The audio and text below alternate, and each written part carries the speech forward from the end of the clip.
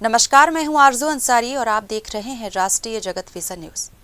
दंतेवाड़ा में नक्सल मोर्चे पर बड़ी सफलता मिली है, जहां एक ही बार में 37 नक्सलियों ने हिंसा का रास्ता छोड़कर समाज की मुख्य धारा में लौटने का ऐलान किया। सभी ने लोन बर्राटू अभियान के तहत दंतेवाड़ा एसपी के सामने आत्मसमर्पण किया। आत्मसमर्पण करने वालों में 8 लाख की इनामी कुम्मा उर्फ अनीता मंडावी सहित कुल 27 इनामी नक्सली शामिल हैं, जिन पर कुल मिलाकर लगभग 65 लाख रुपए का इनाम घोषित था।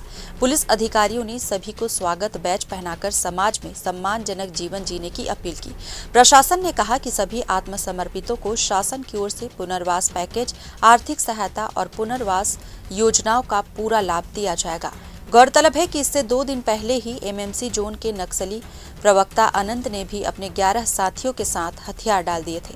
लगातार हो रहे आत्मसमर्पणों को सुरक्षा एजेंसियां नक्सलवाद समाप्ति की दिशा में बड़ी उपलब्धि मान रही है। फिलहाल इस खबर में बस इतना ही। देश प्रदेश की खबरों से अपडेटेड रहने के लिए हमारे चैनल को सब्सक्राइब करें और नए खबरों के नोटिफिकेशन के लिए बेल आइकॉन जरूर दबाएं। नमस्कार।